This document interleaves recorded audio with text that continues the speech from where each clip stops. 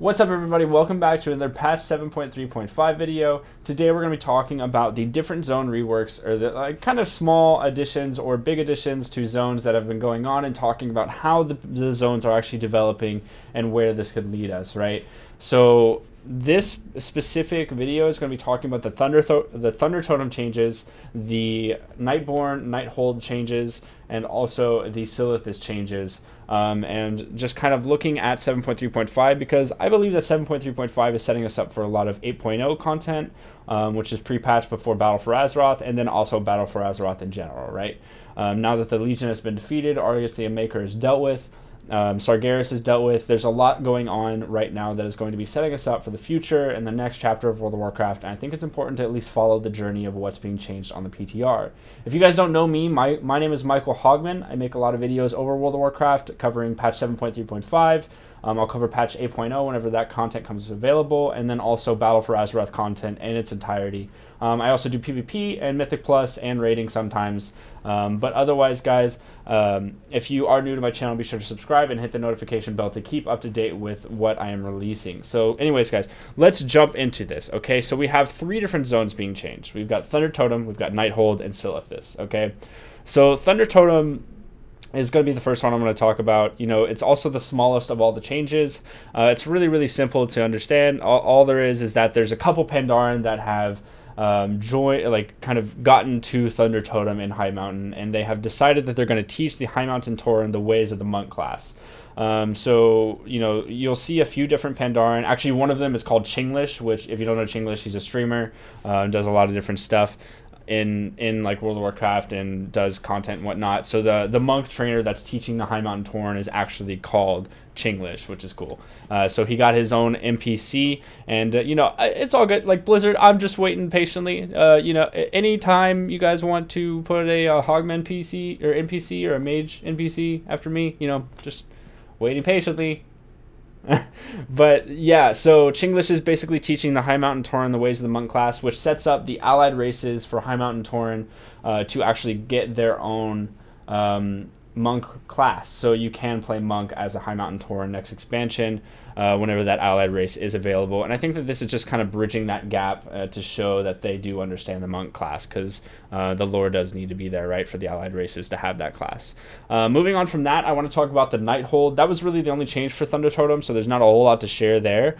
But Nighthold, there is a pretty significant change, and the uninstanced version of the Nighthold, the one that's actually in Suramar, is now friendly to Horde and Alliance. I think that Alliance, maybe that will change, but for now, Horde and Alliance can visit the uninstanced zone in Suramar, and there's a lot to like talk about here, because you see a lot of the different characters and kind of what's happening after the insurrection of Suramar while they're in Nighthold. And I had a chance to actually go about looking at these different characters, talking to them, seeing what dialogue boxes they had available, and a couple of them were really interesting. So we saw I saw one of the Nightborn main characters talk about how he thought it was really, you know, he was surprised that the Lightforged Draenei had joined the Alliance, and said that they were formidable opponents. So kind of hinting at that allied race content becoming available is there. You also see a Pandaren that has joined the Nightborn, or the Nighthold city, and is also teaching the Nightborn how to become a monk, you know, just the ways of the monk class.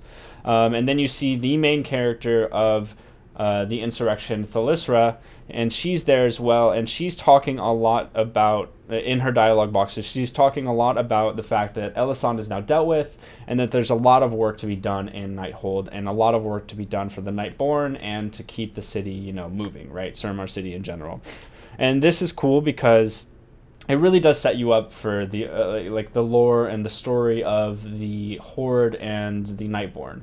I think that pretty much Nightborn is going to ask you for help as a Horde player to kind of recover their city, take the next steps, now that they've dealt with the Nightwell being, you know, left to die, and Elisand being dealt with, and the Legion being repelled from their city. You know, what's next for them? And I think that the Horde are going to really take a very active step in that, and I think that that's going to convince the Nightborn to join the Horde, and that's going to be the quest line. So, you know, we see the Nightborn kind of ready for setting up their lives, and I think when the Horde steps in, they'll eventually join the Horde. The Nightborn will eventually join the Horde, and we'll move on from that. But it is cool kind of seeing that stuff be set up. But I think something that's really, really important to talk about is actually what's going on in Silithus. So there's a lot going on in Silithus. You know, since Sargeras, if you hadn't seen the cinematic by now, you know, it's not really a spoiler anymore. It's kind of a while ago. But pretty much Sargeras stabs Silithus with its big sword, right? The sword that looks as big as a freaking continent. And right now you're starting to see developments from that. You're seeing the SI7 from the Alliance show up in Silithus. They have SI7 operatives. They're, you know, trying to understand and research the azurite that is bubbling to the surface in Silithus. And then you also have the Bilgewater Cartel and all of the goblins and some of the Horde in general showing up in Silithus as well. They have 2 new bases that are there. With the Alliance, there's really not too many crazy NPCs there. Like, it's just normal NPCs. But I imagine that these are going to be like the small faction hubs within Silithus. And also, you know, a couple really cool things to note is that Khadgar is there in Silithus, but he is at the Horde base. You know, so I really don't know why Khadgar would be at the Horde base right now, but I'm sure that we will figure it out. I just don't know what his role is quite yet in Silithus. It's just kind of confusing, but I know that quest line will be fleshed out in 7.3.5. Also, if you guys aren't aware, we actually do spoilers, close out the video now if you guys do not want to hear this, but hold on, I'll give you a couple seconds to do that. In patch 7.3.5, you actually are sending off your artifact weapons. Okay, so this quest line will be available in 7.3.5. Basically, what happens is Magni Bronzebeard decides to tell you that the only thing that is powerful enough to deal with this huge sword that is stuck in the planet is the player's artifact weapons and all of that artifact power.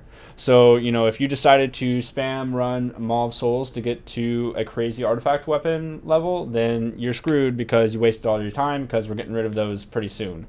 So basically, all of your power and your artifact weapon will be sucked out and used for the dispersion of this sword. And the new sword model isn't actually in the game yet. It's just like this big pink box.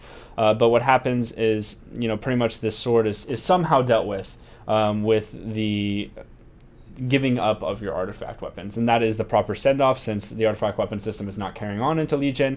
But there is also a ton of new azurite on the ground in Silithus, which leads me to believe that maybe the azurite systems will be implemented in 7.3.5 or 8.0, maybe a little bit before Battle for Azeroth, but I don't really know. I mean, that could definitely just be in the next expansion. I just don't know what you would do for a weapon until then, so we'll have to see, right? Like, I don't really know, but we'll definitely have to see. So that does pretty much sum it up, guys. Those are all the changes on the 7.3.5 PTR for the zones right now. If there are any more changes, I definitely will be keeping you guys up to date. So be sure to subscribe. If you enjoyed this video, be sure to leave a like on it, and also comment down below with your thoughts. You know, what do you feel about the Nighthold changes and the quest lines for the allied races? Do you think that it's going to be cool? And also talk about Silithus. Like, what do you guys think about the whole Silithus situation? Why is Khadgar at the Horde base? What's your speculation behind it? And just thoughts on the overall kind of moving forward from the Legion expansion into Battle for Azeroth. So thank you guys for watching. Let me know what you think, and I'll see you all tomorrow. Have a good one.